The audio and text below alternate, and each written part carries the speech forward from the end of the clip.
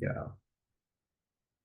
All right, we're back at the Cracks in Postmodernity. Today we have a very special guest, Anagat, who is the founder and CEO of Interintellect. Anna, thank you so much for coming on. Thank you so much for having me. This is a great pleasure, and I know we will be talking about stuff that we normally only talk about between subway stations, deep Yes. in conversation, and now we invite the public to basically join our walk and talk meetings in New York City. Exactly, exactly. So before we get into Fellini's 1960 film La Dolce Vita and Debord's The Society of the Spectacle, I do want to give listeners a little bit of a sense of what interintellect is, and also how did you come up with this idea? So it's been a long journey. I first started experimenting with something similar in 2013, 2012. I was still living in Budapest. There was a period in my life after I finished university when I was kind of in and out of the country. And I had both a very deep kind of cultural experience in Budapest, which is an intellectually very active, traditionally very lefty city full of theaters and concerts and alternative venues. But I was also, subjected to other cultures, especially in Western Europe, in London, in Paris. And I had also been reading extremely voraciously. And that contrast kind of grew and grew. At first, I thought I would do cultural entrepreneurship back in Budapest. And then the political situation and, my ambitions or ideals started, just clashing a little bit. And I thought, even if it's far more risky, I would go abroad and try it there. And to my great shock, after I had relocated first to London, a lot of similar things had started happening there. And then I thought, okay, I really don't have an excuse. I have to get involved. I have to build something that helps heal what we call the public discourse or the public arena. I have a deep trust in people's goodness and aspirations. And I feel that, we as a public can be gaslit into thinking that what we see as a society is just full of horrible, toxic people who want to kill you. I think that's actually a very small minority, and that we should let reasonable, open-hearted, intellectually curious people dominate the conversation. I think they have both the good questions and the real answers. So I had been building what Interintellect is since 2014, but really 2016. There was a long period of experimentation where I was, thinking maybe I should do a think tank, maybe I should build an AI chat app that helps you navigate difficult conversations. And then slowly but surely, what Interintellect is today came to be, which is a curated marketplace, basically, of intellectual competition. You can run salons, you can start your events, your series, and let the best idea win. Build your audience, build a conversation around them, or join other people's conversations, and build your own intellectual scene and life, as opposed to just being subjected to whatever is there to be taken. I think a lot of people like myself, we feel like we're intellectual orphans. We don't belong. Our monikers don't define us. Journalist, founder, woman, feminist. These, labels have been stretched out of place so many times and by so many extremely different people that I think most people, and it's kind of ironic in today's very label heavy world, but most people don't feel like they represent any tribe. Exactly. We're kind of past the TED Talks era where you could put a person on the stage and say, she represents neuroscientists. Like, that's no longer the case. People disagree with each other, but each other and themselves heavily these days. And we all have multiple, often very contradictory ideas, feelings, vibes, kind of knee-jerk reactions, even about the same things. So I wanted to explore that complexity and build a place where that can happen. Yeah, and I think what we share in common here at Cracks in Postmodernity is this being disillusioned with the state of the mainstream discourse, that there is so little space for nuance, for complexity, for people to come together and share conflicting ideas without killing each other. And I think what attracts me to Interintellect is the fact that it's fueled very much by your personal curiosity, that like you're really looking for something, you really want to have these you want to understand more about life and about society, but more importantly, like you want to bring these people together. Like you want a space where discussions can happen, right? I think that's really crucial. I always think that I'm not curious. I have a hunger, that my Mhm. brain is hungry and one day it's going to eat itself. Yeah, I feel that you do need a space for your restlessness. I do think Yes. that some of the best outcomes in our lives come from behaviors that, you know, a more orthodox self-care session would get rid of. I think the best things are written at night when you should be in bed. And, you know, the best inventions come out of obsession that any good therapist would dissuade you from doing. And I think that's beautiful about humans, that there's, in many ways, there's no good and bad. It depends on what it leads to, what it compels you to do. How will you digest it? I have a feeling about my process of kind of intellectual intake or input, which is that I really deeply trust my intellectual kind of immune system. I feel like I can take in almost any idea. I'm not scared. I don't feel like, oh, it's contagion. No, like let me look at it at face value. And I know that my internal system of logic will kind of throw it out, you know, or maybe it will retain a small part of it and throw out everything else. I've only become conflicted about this notion of mine recently, when I started thinking about, you know, whether there are people who are always wrong. On my podcast, The Hope Axis, Noah Smith was my first guest, and he argued that there are no, it's not like, oh, you don't read the bad thinkers, you only read the good thinkers, because it's like, it's complicated. Like everybody has a good idea and everybody has a bad idea.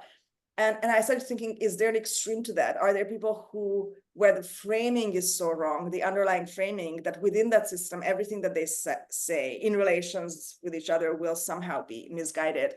And that I've been kind of obsessed, to go back to unhealthy behavior patterns. I've been obsessed this past maybe half a year with bad thinking, like not a bad thought, Okay. but bad thinking, like Mm. like singing out of key, you know, like unless you pretend that that's some kind of avant-garde, you know, Mm. or you're doing it on purpose, it's like I don't care about the individual notes in your sheet music if the whole thing is off. Yeah. And I have this feeling sometimes with certain people's system of thinking, and then I ask myself, is it because they are borrowing ideas? And if you're just borrowing, and you sense this a lot with very dogmatically religious people who have not, like, I fully respect religious thinking, but you do have a duty, even as a deeply religious person, to kind of examine your soul. I mean, there are exercises in all religions, like you have to look into your soul and you have to have self-honesty and you have to not just memorize, but understand, Mhm. right? Exactly. It's not, you don't have the grace if it's just, you know, a rote learning kind of thing. And sometimes I ask myself, like, if I have this almost off-key physical reaction to someone's not bad singing, but bad thinking, is it because they have just borrowed this thing? And so it's not that it's framed badly, it's that there's no framing. Okay. There's no grammar system, it's just words. And so you have this physical, I don't want to accept this into my brain reaction, almost like a disgust reaction. You want to spit it out and you don't want to retain anything of it. And because if you borrow an idea, you're not, then you don't have the argumentation, Mhm. because you don't know, you only get the results. If I ask you, why do you think this? Suddenly there will be this wall and the whole thing will be extremely fake, because I don't know, like, you can absorb an idea or internalize an idea through going through almost the same argumentation that helped this other person arrive there. But if you have not done that, maybe that's why a lot of dogmatic people are very defensive. They know, like, don't attack me because I wouldn't know how to defend this thing. I just learned this in school. And to me, that's fascinating. And it's fascinating when I do it, you know, when I find myself doing that. I'm like, uh-oh, What are you doing, Anna? Come back here and explain your homework. Why, what did you mean here? I love doing that with myself. Yeah, no, and I mean that openness. You see how much like there's a risk because if I engage with the other person's ideas, like you said, I really need to examine why do I think this? Maybe my ideas need correction. Maybe they're not totally on point. But this is why these kinds of platforms are important. And as this is why especially I'm looking forward to hosting a few salons with Interintellect, which will have more information coming up soon about those. But yeah, let's jump to our topic for today. So Fellini, Dolce Vita. There's a lot to say about it. I want to know first, what was your first introduction to the film? Like, when did you first find out about it, first watch it? What are your first memories of Dolce Vita? I love this question, and I did not even think about this until now, all day and yesterday as I was preparing. So my first introduction was actually, so I grew up in a film and TV family, so we had a lot of old tapes and posters and videos, at home. And so I'm pretty sure that I just saw an image from there, or images. I think my first actual introduction was, there is a Hungarian movie from the mid-90s called Chini Baba, which is a kind of spoken through, wow, there's a name of the, oh, how is it called? Like musicals like Mamma Mia, a jukebox musical. It's a jukebox, Yeah, yeah, yeah. not Okay. sung, so it's a jukebox musical. Sorry about it. It's musical theater listeners, I apologize. And so it's a jukebox musical with 1960s Hungarian songs that all the older people knew. So there's a story, it takes place in the 60s, it's super funny, it has a lot of cameos from famous people, and every once in a while they start singing a hit song from the 60s that everybody knows, and then the whole cinema was singing together with people. And in this movie, there is a scene where the workers in some Eastern European factory in the 1960s are watching La Dolce Vita, which obviously, they get access to because it's presented to them as, the epitome of the fall of the West, the decadence, the sexuality. And, they screen these things to people all the time to kind of warn them. But people were like, oh my God, we want capitalism. This looks awesome. These Yeah. people can wear a bikini and they have Coca-Cola and have good skin. And that's great. And in the movie, the workers attack the screen and tear off the basically the this thin screen on which the movie is being projected when Anita Ekberg or Aberg walks into the Trevi Fountain, because they lose their minds that there's this incredibly beautiful woman. Yeah. And I think I was like, I need to see this movie. What is this about? And then, of course, when you actually watch it, you realize that this scene is far more meta on different levels than just to be about East versus West, or how starved for quality entertainment Eastern Europe was at the time when everything was banned. But also that, the whole movie is about hysteria, right? You could watch La Dolce Vita and analyze every character from a hysterical point of view. In what form is their hysteria manifesting? Which to me, I mean, maybe it's a Rorschach test. Every time you watch it, there's something else to take away. It's also a sad watch because the photography and styling of this movie, which was made in, post-war Italy with far worse, like unthinkably worse equipment and technology. And, imagine you're in 1959 shooting this movie, and the only movies you've ever seen are movies made up to 1959, right? They didn't know what would come after.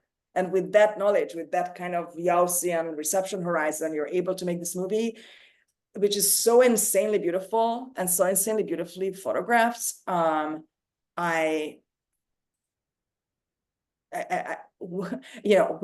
are these movies today? I keep looking for them, and it's my great pain that I think we are in a cinema winter right now. I hope it always comes back, it always rebounds, but right now it's not looking good.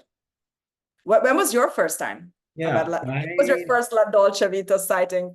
I probably shouldn't have asked you the question because I don't even know what the answer is for myself. I'm trying to think back. Like there was a phase where I was just researching Italian art, Italian cinema, and obviously that's one of the first to come up. So I watched it. But my relationship with the film has grown very much over the years. And I should say it's very much in dialogue with my study of philosophy and theology, because that's, that's my main thing. But I want to, so like before I ask you to go a little bit deeper into this theme of hysteria, I do want to just give a little bit of like interesting background information for those who aren't as familiar with the film. One of the things that I find interesting is that originally the film was going to be a sequel to one of Fellini's earlier ones called I Vitelloni, which was semi-autobiographical. It's about this young guy who's growing up in one of the provinces of Italy and who wants to go move to Rome and make it, wants to have his own career in the Cosmopolitan Center. Dolce Vita was gonna follow this main character named Moraldo in the other film, and kind of see what his life is like beyond the confines of provincial life. But eventually they decided that it would be better to market it as its own film. But still, the main character of Marcello is semi-autobiographical. It's about Fellini's experience leaving Rimini, going to Rome, and trying to be, a filmmaker, an artist. Um, so, I mean, a lot of the inspiration for the film comes behind the kind of birth of this Hollywood culture within Rome in the 50s, especially the street known as Via Veneto. It's the place where all the celebrities, all the paparazzi, all the wannabes would go and just kind of show off their best, their glamorous attire and want to be seen, want to be photographed. And he found that like this glamour was alluring, but there's also something empty about it. There is something like it was a dead end in a way. And this it kind of leads to the larger commentary on post-war decadence and this kind of disillusionment, this flatness that people started to film. The other thing that I find interesting is that like the film ended up being very divisive on a political level because you had like the Marxists saying, you're deviating from the neo-realist kind of model, like you're not really, making a statement about the lower class. You're not using, regular everyday people as actors. You're using these like, very well-known famous actors and actresses. But then you had more conservative leaning people, especially the Vatican, criticizing his promotion of, what they call decadence, loose morals. And he was very disappointed by this because he was not trying to make a polemical film. He wasn't trying to make a statement. He was just trying to explore his experience living in that era. Like he was just trying to make sense of things and to try to help people, to provoke them to think more, but not to make some kind of political statement. So he was very disappointed by this. Um, Lastly, there was a book that I was reading. I'll hold it up here. I mentioned it in a recent Substack post. It's called Dolce Vita Confidential, and it gives a lot of the behind the scenes of what was happening before the filming, during, and after. And one of the things the author cites is Who wrote it? Sorry. this guy Sean Levy. He's Oh. mainly a film reviewer, pop culture writer. But one of the things that he says is that, the scene where they're in the Trevi Fountain was based on a real moment when Anita Ekberg she was out on a night out on the town. Her feet were tired because she was wearing these very high heels, and she was just like, I need to cool off my feet. So she just goes into the Trevi Fountain to like, to cool off. And there are police all around the fountain, and they're just kind of like dumbstruck by seeing this beautiful woman going into the fountain. They're having this kind of, like you're saying, this kind of magical, enchanted experience looking at her. So Fellini decided to recreate that moment in the film. The other one that I think is interesting is the scene Sorry where, to interrupt, but like it's so beautiful that moment when they are under the water, or like I mean kind of under, yeah, but obviously fully under, and then immediately there is the dawn coming and the yeah, magic is gone. So that this was a yeah. magical moment. And the water stops then. And the water stops, yeah. It Huh. stops. Yeah, I mean, talk about like the loss of eros, of real sexiness in films. Like The subtlety of that, you lose that when you have just like these raw depictions of Mm. sex that don't capture the real sensuality, you know?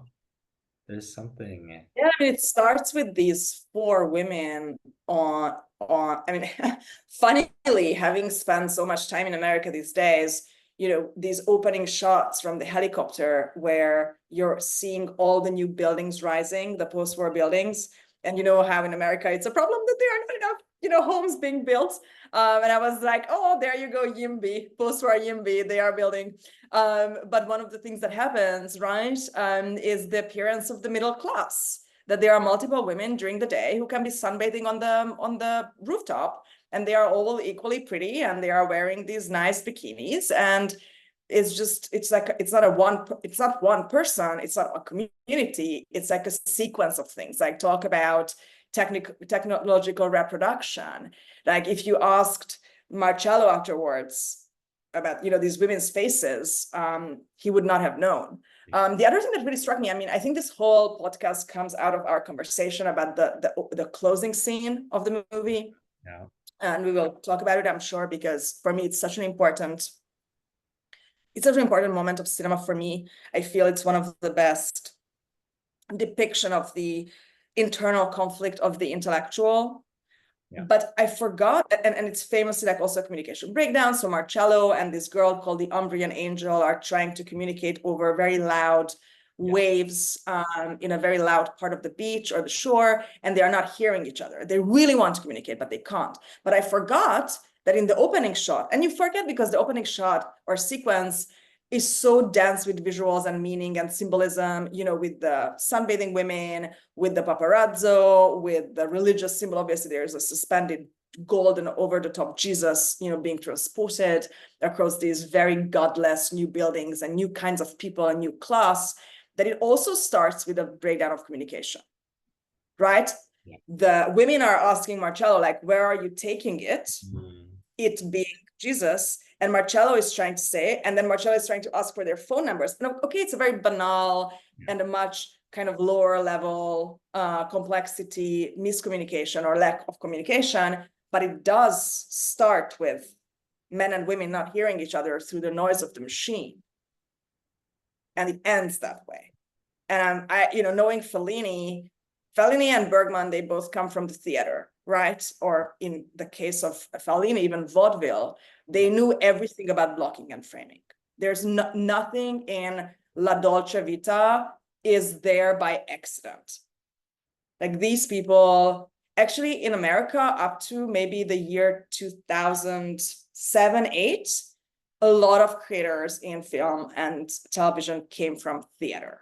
mm, So when you are watching something and you have that visceral feeling of being satisfied because of how much information you're being shared consciously and subconsciously about the characters, about the setting, it's the theater mm, experience, the theater background.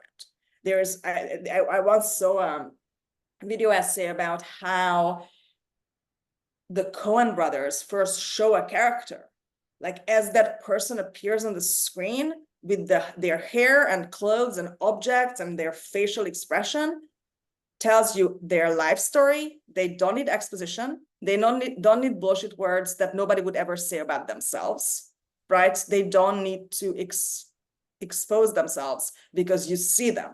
yeah, And that's art, right? That's where, for me, a filmmaker becomes an artist. And of course, a good actor can bring something to this that the director hasn't even thought about. And then you end up with these close collaborations between actors and directors because it's this artistic or creative dialogue. So I'm going to lose my voice at some point because I'm a poor European weakling, and AC, I both want it, and it's both taking my voice away, but it's fine. We'll go, and at some point I'll just sound like Janis Joplin. yeah. No, as a second generation European, I'm very anti air conditioning. It's really, this morning I was telling myself it's really the bane of my existence in the summer. I just can't do it. I always get sick. But this is it. There's a place for you, Steven, to go. This is special for you. It's called the Olympic Games in Paris. Yeah. No AC, not allowed. Just go there, report from it, and then you can have all the heat you want, all the Yeah. sweat, all the rats, but no AC. It's great. And they speak French. And but this is very much tied to Dolce Vita, because this is the problem of Western decadence, the kind of You think AC is the Western decadence, or you think the I luxury think like of it's like, not oh, how giving nice we can Olympic be. athletes AC is? Yeah, but like it's like, oh, we can be cool during the summer, and everything's nice and convenient, but then like we get sick, and then like we have respiratory. No, like it's all kind of it's a dead end in the end. I think Fellini was right. We should just go back Tony to was right.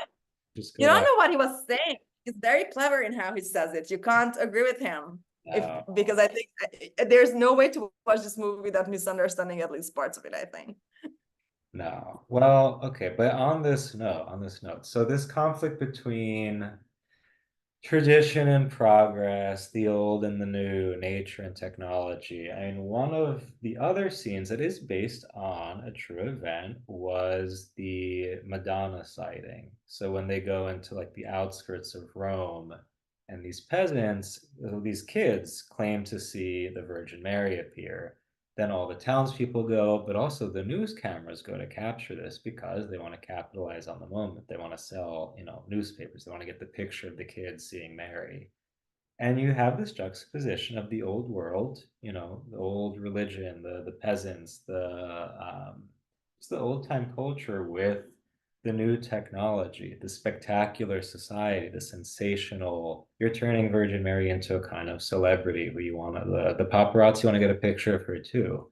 What's beautiful to me is that he's with one of the three women, or is it four women that are his love interests in the film, and He's she, Italian. He's I Italian. mean, he's It Italian, was a slow week. It was a slow week. this is slow week.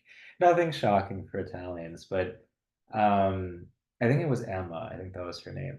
But she, like, while he's going to like report on on this moment, she prays to the Virgin Mary, like, I really want him to fall in love with me. Like, I want him to be exclusively interested in me. And I don't know, like, there's this, like, kind of moment of, like, raw humanity that emerges in this clash between the old and the new. And it kind of, like, I don't know, I feel like Fellini has a way of, bringing what is most human, like letting that kind of crack through, cracks in postmodernity, cracking through this like the society of the spectacle, the decadence. He's saying like even though this may be the new wave, there's something eternal that kind of always comes out that doesn't fully disappear. Even if like you were saying, where he couldn't hear the angel. Like, yes, some things are kind of, we lose touch, but there's still something that remains that's not going to go away completely. That's my take on it, at least. Like in the other famous movie, right? As time goes by, it's always the fight for love and glory. Yeah. And lovers will always be lovers. I think it's that, I mean, it's a really, I think, nostalgia and fear of change, or understanding that change is inevitable, which I think this movie does. Mm, And trying to figure out, okay, if we have to change, how? Or how to mm, change without losing what matters to us. And then you start asking yourself, okay, what matters to us, right? In many cases, you're not even conscious of what you really value without that being sometimes challenged. mm, But whenever I think about it, I immediately start arguing with myself, because I mean, to say that the cataclysm or the tragedy of the pilgrim scene in La Dolce Vita is that whilst they are praying to these children, and everybody's at the kind of height of their religious hysteria, there are all these sick people being brought there to be healed, and the one of the sick children dies in the stampede. So Yeah. instead of saving this child, the crowd kills the child. But then I start thinking about Brecht, the Caucasian chalk circle. It is about trying to save a child from the stampedes of history Yeah. in the past.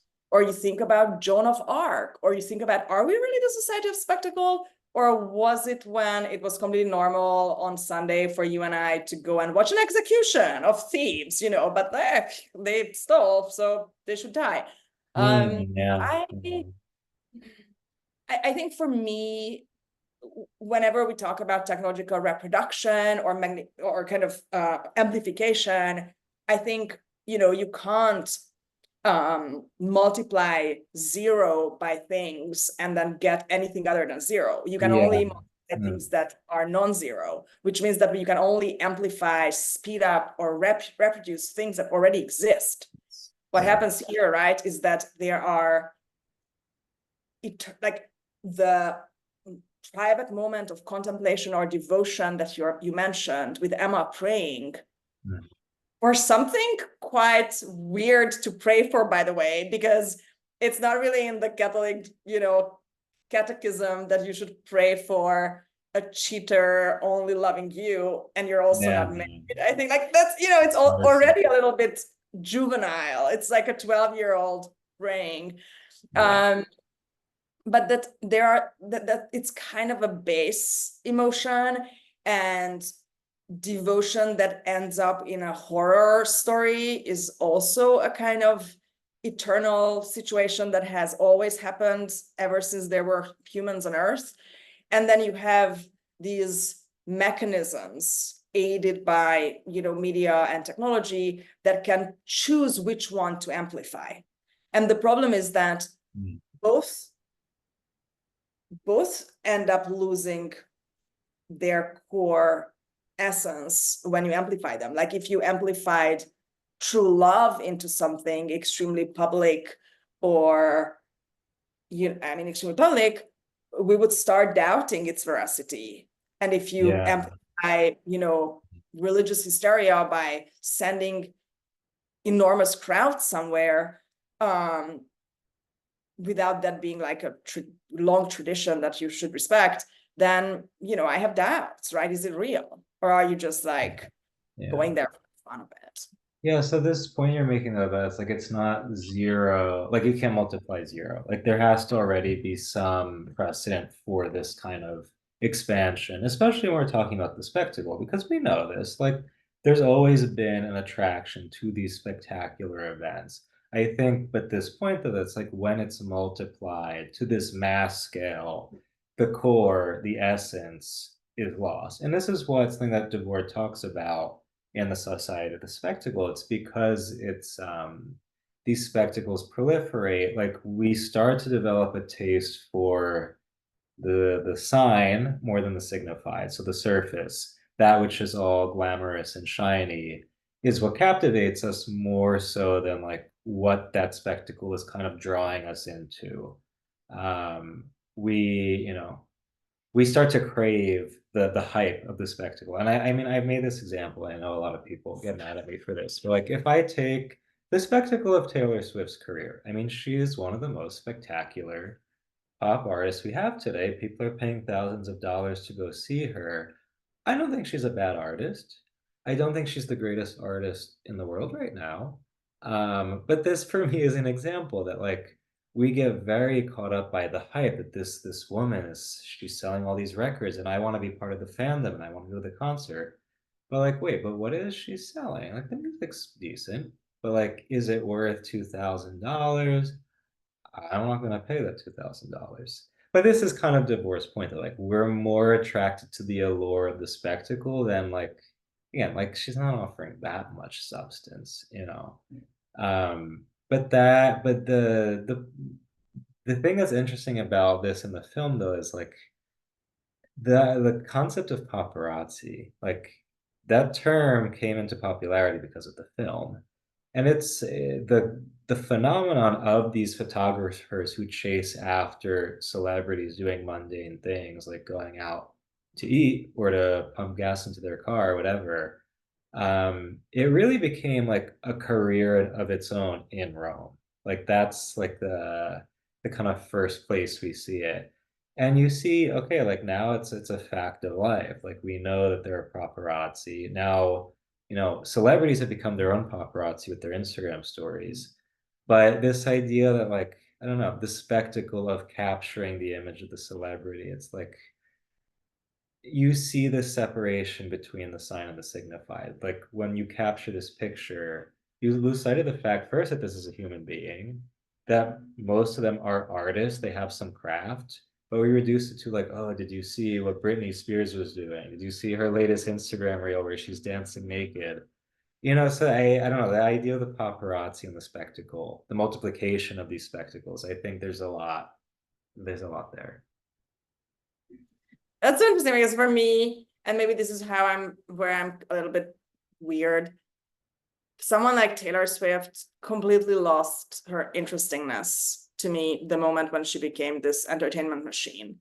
Mm, I respect the business person here, obviously, like putting together this tour must have been enormous work physically, intellectually, financially, in every possible way. And she's doing a better job at it than anybody right now. yeah. But as an artist, for me, I completely lost interest. I never listened to her ever since this period in her life started.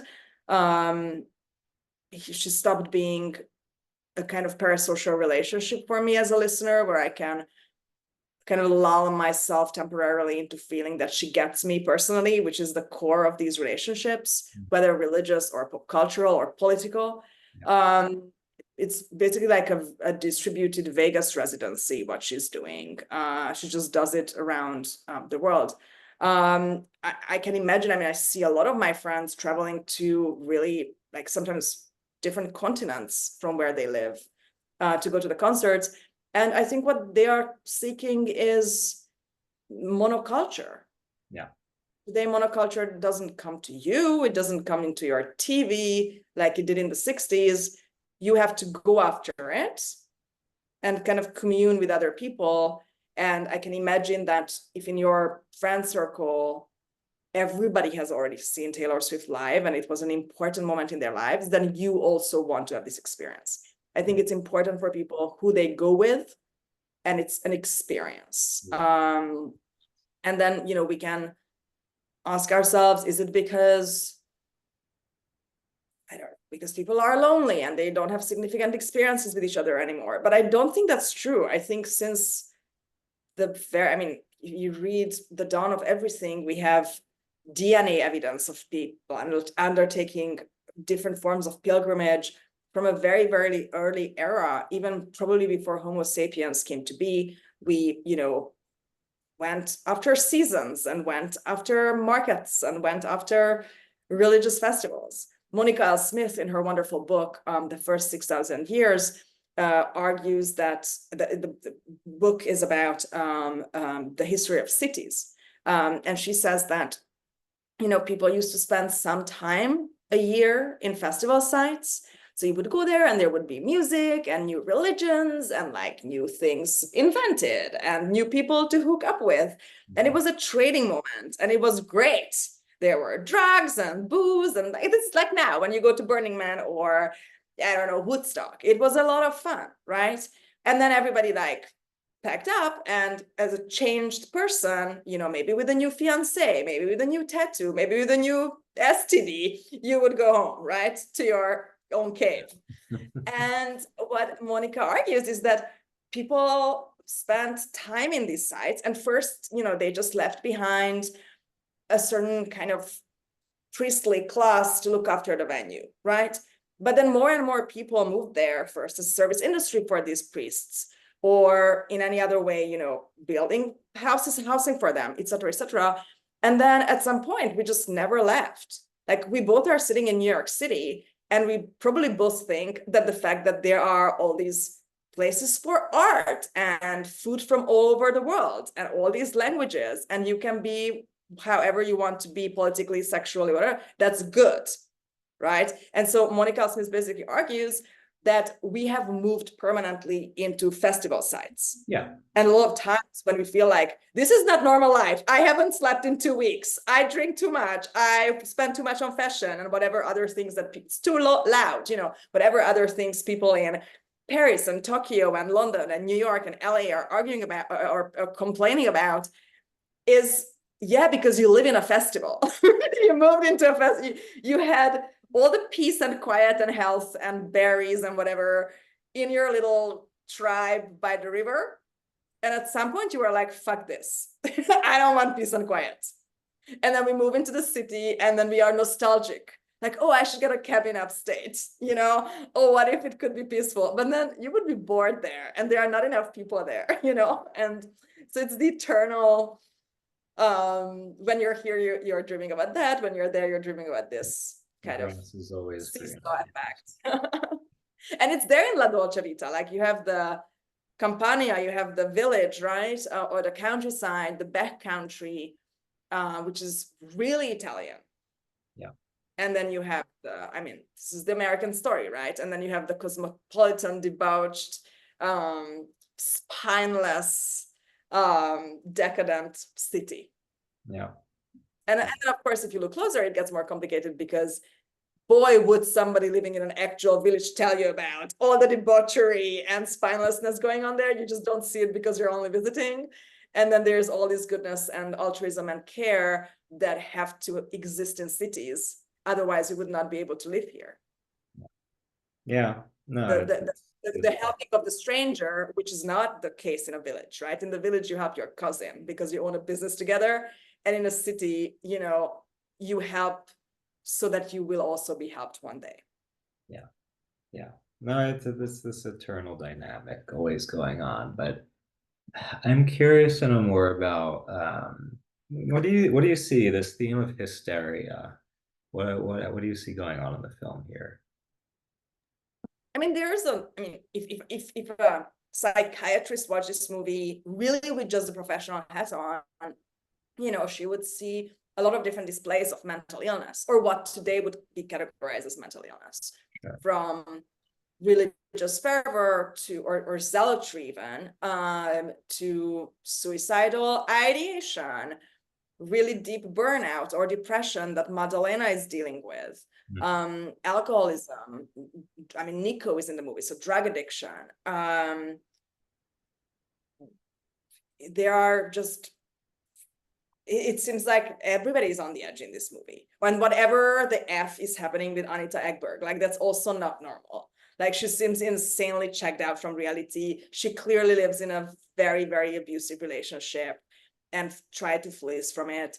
I don't know, maybe she's borderline, maybe she's on some kind of tranquilizer that this abusive boyfriend is feeding her.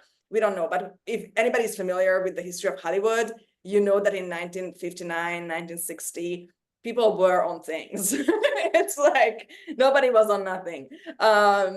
So, you know, there are a lot of questions around that. And then I do think that in some strange way, the Marcello character is approaching people like they were normal. So he keeps trying to have a normal conversation with these people who are out of their minds. Yeah. And then of course there is this insane miscommunication. You can't have that conversation because that other person is, I don't know if you've ever had this experience with somebody in an altered state of mind, or just really in a different movie mentally in the moment. You are in different movies, literally. You think you had a conversation, but it's, or maybe you were sometimes like that. I would definitely have been in my life where somebody was talking to me like I was okay, and I was like, dude, you have no idea. Like you have no idea what's going on in my brain right now, but keep talking. I won't remember any of this, but you know, go ahead. So there is definitely that that mismatch. But I was reflecting on, so Alberto Moravia has this book. He's very famous for his book that called Two Women. There was a fantastic movie with Sofia Loren adapted from it. Moravia was Elsa Morante's husband. This is like a great duo of very depressed, chain smoking, adorable, funny, mega talented, existentialist city intellectuals.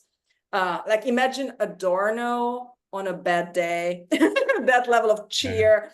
Um, and Moravia has a book called Contempt that was then adapted kind of ironically into a Brigitte Bardot movie, where if I remember the novel correctly, the husband is a screenwriter in the same era. So we are like at the kind of cusp of the 50s and 60s. And Italy has always been much more honest about how many people write a movie. You know, in American movies, there's one or two, and then on the screen during the opening titles. But when you read the Wikipedia, you find out that like 25 people worked on this. And they only really own up to this fact when it's a TV series and there's a writer's room. Yeah. Italy has been much honest about this, and movies were always written by a group of people in conversation.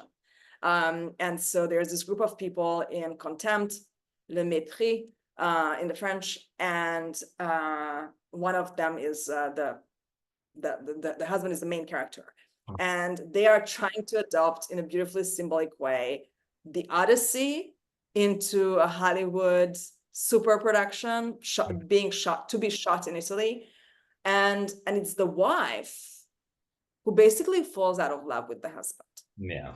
who used to be an intellectual, who used to be an artist that she married. She is not an artist.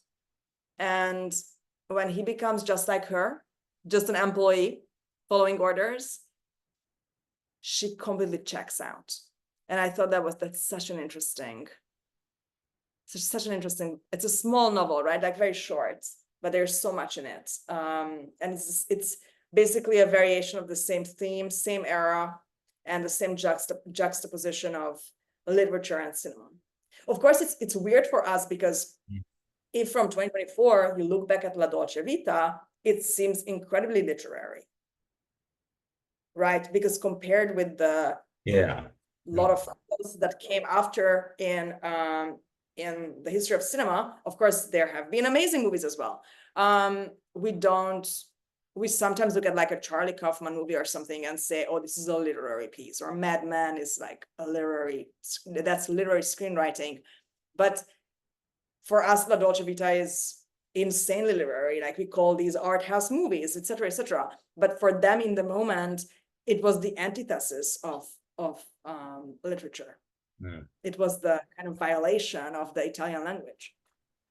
Yeah, no, it's interesting. Especially, I mean, this point about yeah, the instability of these characters. I mean, first we should recognize that Fellini was very into reading Jung, especially analyzing his dreams through a Jungian lens, because he himself was kind of a kooky guy all over the place. But also, this is what you're saying is making me think of Foucault, Madness and Civilization, because like Foucault, what he's asking is ultimately like, where do these categories of irrational, unstable come from? Because the same person who in the medieval era was having, these spiritual ecstasies after the Enlightenment was mentally ill. She was, suffering from sexual repression. May be the case that she was mentally ill, but what if she also was experiencing something of the divine? It's like, how is that joke? Like, just because you're paranoid, don't think they're not after you. Yeah, It's, yeah, it's this is can true. happen at the same time. Yeah. Yeah, so I don't know. I mean, but like, I just, in relation to the film, like you see this tension between the kind of traditional world moving into the modern world, and was it that there was more space for people to express the more ecstatic, the more, I don't know, the more wacky sides of their humanity, whereas, in the modern world, like things are very, I don't know, like we want to keep things very orderly. We have technology so we can get rid of friction, we can get rid of whatever inconveniences. So when someone starts acting a little weird, they're crazy, they need to be medicalized. Again, I mean, I think the point I'm trying to make though is like Foucault kind of he highlights this tension that I think Fellini is also hitting on. Is there space for our humanity as we're transitioning through these kind of cultural eras? How do we struggle to express our humanity during these transition phases? But yeah, so now, I mean, as we approach I the think end, about this a lot, by the way, and not just like yeah. the Goldian or Sass is Thomas Sass also has this questioning of mental illness. Mm, Um, but I often think about whether we have really become more tolerant of difference or less, right? Because yeah, in a non-idealized but healthy pre-individualism setup, you could argue, and some still argue, like if you read Dana Gioia's autobiography, and he describes how he grew up in this Sicilian immigrant community in California in the 1950s, he describes a community that is insanely anti-fragile. Like all they have is each other. It's like religious Jews, like you have to stick together. yeah, Just because somebody is weird or different or has a weird hobby, you can't excommunicate this person, yeah, right? We only start excommunicating each other and ghosting each other and breaking up at the first conflict when you feel that the other person is disposable. mhm, And so to me, feeling that your friend is weird or depressed or sad and immediately sending them for a medical checkup, to me is also like not taking responsibility for this person, not wanting to risk that. What if they remain weird for 3 years? yeah, I mean, I've gone through a lot of trauma in my life, and recovering was always very long, mhm, 3 to 10 years. And there is this experience, I think, that people, will recount that, you experience grief or violence or divorce, and you're really bummed out of your mind for a long time. And after a few months, your friends are like, well, that was that. And you're like, wait a second, I have to rebuild my entire mhm, personality, life, mhm, or like after a surgery. Like it's the same thing, like it takes a lot of time to heal. And I feel that when it comes to emotional balance, the tolerance levels that we have with each other are very, very low. And so but I don't know what to think about it, because obviously when it comes to religious, racial, sexual, gender relations, we are exemplary in 2024. Even with all the horrible problems we have, we've never been this tolerant, or at least collectively this tolerant, or as many people tolerant at the same time. mhm. But when it comes to intra-network crises, people who you have already accepted misbehaving, and I'm really quote unquote quoting this, nobody wants to go to bed not knowing what your friend's problem is. Huh. And I think maybe there was a period in our collective history when people were like, well, God knows, I'm sure God knows what he's doing. Yeah. My friend Steve has been weird for 10 years, but he wasn't weird before. And maybe God will take this mania away. I don't know. He wants to Mm, make watches or whatever he's doing these days. That's great. I love Dana Gioia's book for this. Poet laureate of California, former. He was like, I thought he really described like a traditional society, because he says that, everybody was a worker in his family except him. He was obsessed with literature from like age 4. It was a complete genetic program. And people were like, well, Alberto's, I don't know, hobby is riding horses, and Dana is writing sonnets like Shakespeare. Well, it's like the system was flexible enough to yeah. fit both. And he says that the only thing that they didn't accept is if you ignored them. So as Huh. long as the kind of Hegelian attention was there, you could do whatever the fuck you wanted. And I kind of think that this is how a lot of these clans were going on. Yeah. And I think individualism makes us more tolerant in theory, but when you Yeah. have accepted somebody, we might be much less welcoming of change. And I mean, but in regards to the spectacle, it's like again, this concern with the surface, like does the image that we put out show that we are open and accepting But what about at the core? What about the essence? Like, do we really risk embracing the other, especially when they're a problem for us, when they're inconvenient? I would dare to say that like this kind of being in the age of the spectacle makes us a little more comfortable saying, "Oh yeah, yeah, I'm very tolerant. I accept all kinds of people, but do I commit myself? Do I risk people? Do I sacrifice for them?" Yeah, so that kind of lost at the core of the roots again. Do I risk my reputation? Like Yeah. how many people we hear about, even in New York City, who have a partner and nobody knows because they Yeah. think that this partner is not like thin enough or fancy enough or whatever. And I'm like, you found love? Like you should be like trumpeting this from the rooftops, you know. I don't know. It's great. Yeah, Everybody but will be happy for you. and on that note, though, about appearance, this is something that's been on my mind a lot because, like, I've been watching a lot of like old '90s sitcoms, stand-up sketches. What I'm noticing is like today we have like body positivity with people saying like, "This is my body type, this is my appearance, and I'm proud, and I am beautiful." And it's like, well, are you true? Like, where is this confidence coming from? Is it because you're telling people like I look this way and I'm beautiful and you have to accept it? Or do you genuinely believe like, yeah, like I love myself. I think I look good and I take pride in my appearance just because like I'm looking there are certain like comedians who I like follow from back in the day who like, yeah, we're not the standard petite body type, but took pride in their appearance, like really dressed up, did their makeup, but also had this inner confidence that they would exude. And I find that's very different from people who are like, yes, I am beautiful and people need to accept. It's like the confidence is not coming from some inner certainty, some inner pride, but like you telling people like you have to accept that I'm beautiful because I told. No, it's like this. If you think I'm ugly, I don't give a shit because I know I'm the shit. I know.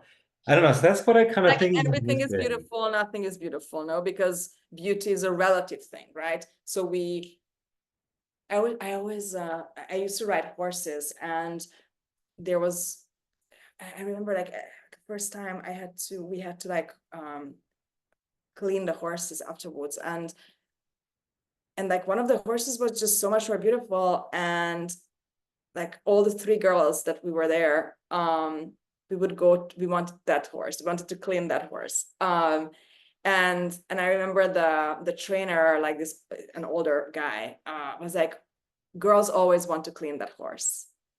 And I remember this because it was at the time when they were like, everybody's beautiful. And you're like, I don't know. Like everybody's beautiful, but not in every context, right? Like beauty is relative. And you can give 4 horses to any group of 3 girls, and they will always go for this particular horse because this horse is more beautiful than the other horses. Yeah. And if you went to them and said, you know, all these 4 horses are equally beautiful, they would think you're crazy or blind, or they would lie that they agree with you. And this is how kind of this Václav Havel fake language comes to be when we lie about things. And I think it's much more worthwhile to have people see themselves as a combination of different values. There are situations where you're more beautiful than other people, and there are situations where you're smarter, if that's what you want. And you can Yeah. also, there are rooms where I'm the dumbest person in that room, and that's why I'm there. I want to go there. Like you want to be, if you have a medical problem, you want to be the medically dumbest person in that room because that's why you have this person who's been doing this. I want my pilot to have way more flying hours than me on this airplane. Like I want this person to be really good at their job. And I feel that, you know, this discourse is, I think we won't even remember this part of the discourse history because it's just so beside the point. Obviously, everybody is lovable.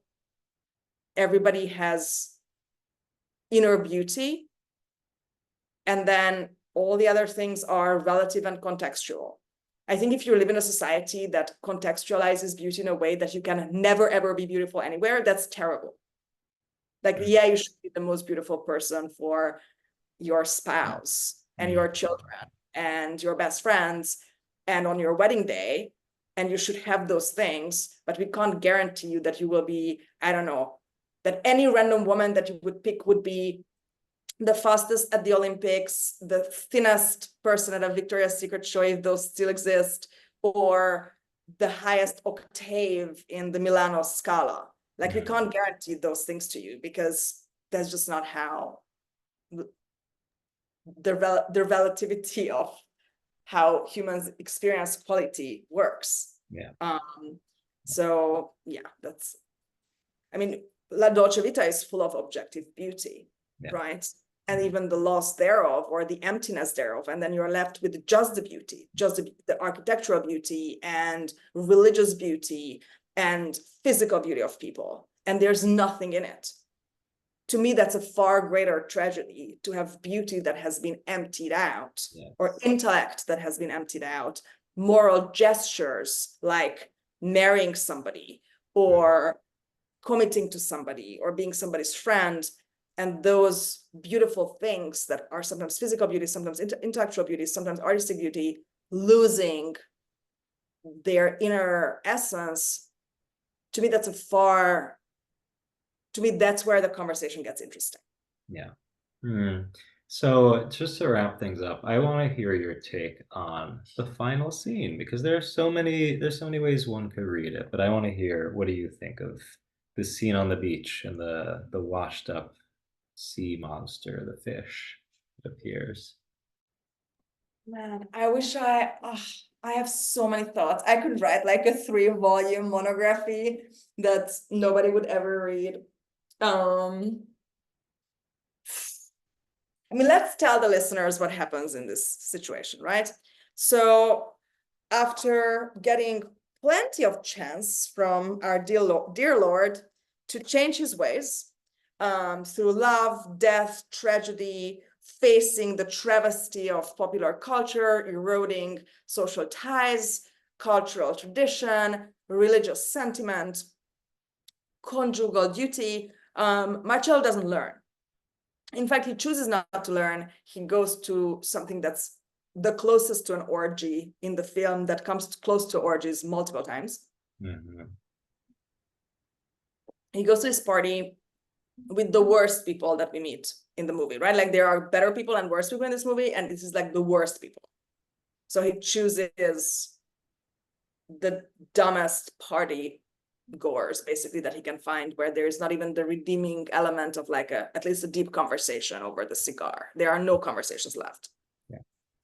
And in the morning, looking really bad, very drunk, very disheveled, kind of having given up and descended into this primordial chaos from which he's not going to rise again, right? This is not the hero's journey. This is not the midpoint and the dark forest. This is just the end. They go to the beach, and we've been to this beach before in the movie. Before in the movie, when he was still writing, he finds himself in this, I think this is around the midpoint of the movie, actually. He finds himself in this little seaside restaurant, and he's writing there. And there is this, I mean, the movie is full of incredibly beautiful women, very stylish, Anita Ekberg, Anouk Emi, the contemporary beauty ideals of all kinds. But nobody is as beautiful as this girl. He finds the archetypal virgin, beautiful, kind, good, smart, responsible. Obviously everybody knows that this would be a perfect wife in a few years, and this is what any reasonable man would, or a hetero man would want to marry, right? Provided that they want to get married. And she's open to him and has compassion for him, wants to let him write in the midpoint, so has respect for his profession, looks up to him, right? Like in Dana Gioia's book, Italians, thanks to their very long and interesting history, they truly value art and literature and intellectualism. It's not like America, where it was kind of an added bonus to your culture and you're still kind of conflicted about it.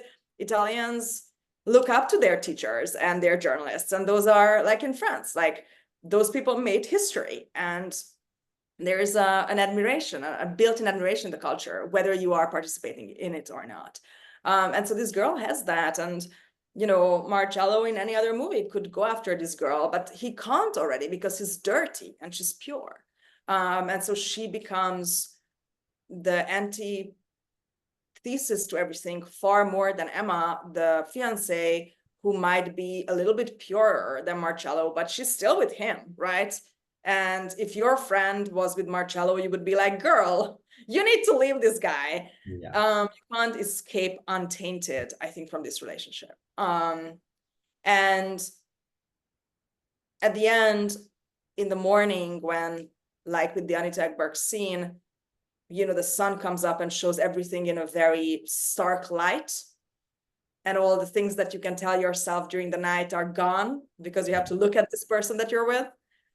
They go out to the beach, and this primordial ancient sea creature has been washed ashore, and they look at it and it looks as ugly as they are in Yeah. their souls. I think it's a kind of reflection, but it's also a reflection of like where we're coming from. We evolved from this stuff, right? This blob. And as they are there dealing with this ancient horror that they're feeling, Marcello sees this girl coming out of the restaurant and waving at him. And like at the beginning, when they can't hear each other, the girl beckons him, like, come to me, with a hand gesture. And Marcello just shrugs and raises his hands, basically apologetically. He looks as, I mean, for me, Marcello Mastroianni is the most beautiful man ever lived. I think he's gorgeous. He looks terrible here, almost. Yeah.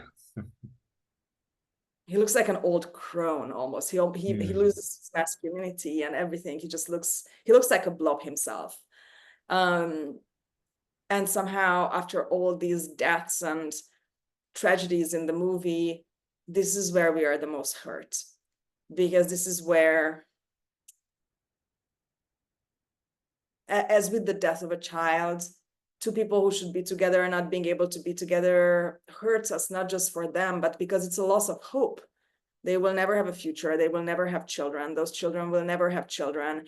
And it's almost like you feel, or you hear the snapping of one of the timelines, one of the Yeah. parallel universes that could go on.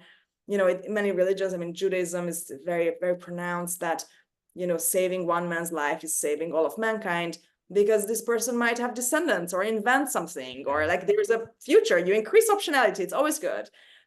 Determinism is death, when nothing new can happen. And so I feel that the ending is really, really, really sad.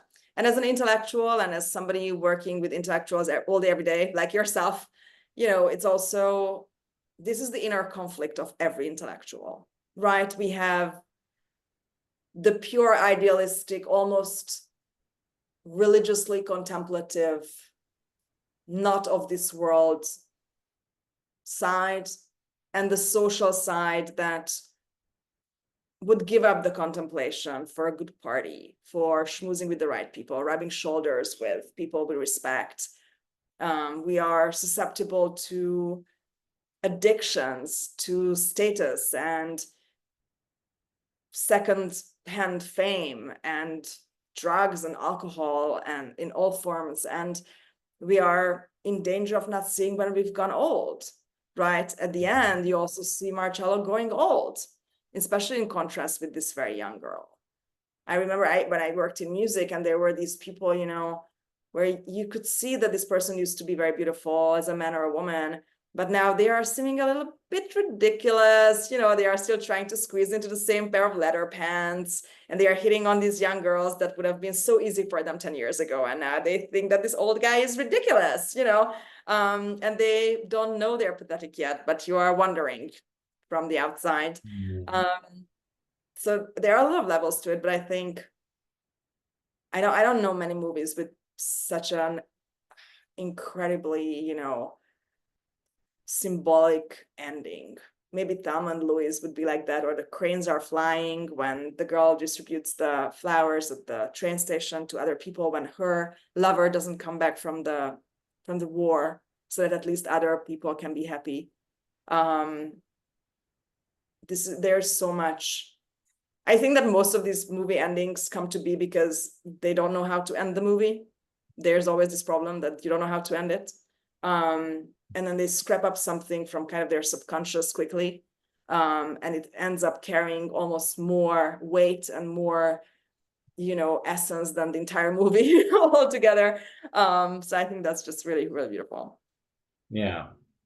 Yeah, no, and I just want to point out what you were saying before about the drama of the intellectual, the interintellectual as you are. Interintellectual. Intellectual. No, but what's interesting in our conversation is how you really bring the intellectual into dialogue with the personal, with the experiential. I find that, I don't know, a lot of people struggle to kind of Hmm. create synthesis, but it makes In their own watching. lives, you mean, or in how they approach art? I say it again, in which way? So in their own lives, do you mean, or in how they approach art? Uh, both, both. Yeah, Both. Okay. I think I think a lot of us struggle to find that connection, that synthesis. And no, the way that we were talking about the film, like you're able to look at these bigger conceptual questions, but also like what does this have to do with human nature, the desire to be loved, the desire to be seen, to be a part of a society, of a culture. So I don't know. I really hope if people haven't seen the film, they definitely watch it with these questions in mind. And if people have seen it, they go back and think more deeply because there's always more to discover when you're watching Fellini. You can I just think it's hard to get tired of watching these films. So yeah. It's beautiful. And if you haven't seen it yet, dear listeners, if you can see it on the screen, like if you can find a cinema, there are very often thematic screenings. Go to Yeah. the Italian Institute in your city, look it up. Or if Um, you have a friend who has a projector at home and you can project it on the wall, because it's just so unbelievably beautiful as a visual experience that was, I think, of course, it can be beautifully, approached from an intellectual and emotional angle as well. Even reading the screenplay is great, but you give yourself another level of experience if you see it in like the size in which it was intended. yeah, no, that would definitely be much better watching it that way, as it was intended. So with that, Anna, people should follow your socials. We're going to link to everything. They should participate in some interintellect salons, especially the cracks and postmodernity ones coming up. But you have a whole Yeah, so when are you starting? When is it? we're When I starting have. in late August. We're going to get the dates up probably Oh, next. really? Oh, well, then you have to list it. It's coming up soon. Yes, so people should come. But I'll be there. you offer in person, you offer virtual salons, so people should get involved. People should be part of it, I hope. But Anna, thank you. Love Thank to hang out with everybody. And if anybody has any questions about our conversation or comments, I think you can find us on Twitter. You can find us on Instagram. Let you. us know, right? We love, I think both Stephen, you and I, we love talking to each other, but we also enjoy wider conversations. And we believe that together we know more. And I'm pretty sure that many of our listeners, have observed or noticed even more things in this movie or have even better context. If you're an Italian listener, for instance, having a linguistic layer to this, I want to hear. I want to hear from Yeah, you. We're here to learn.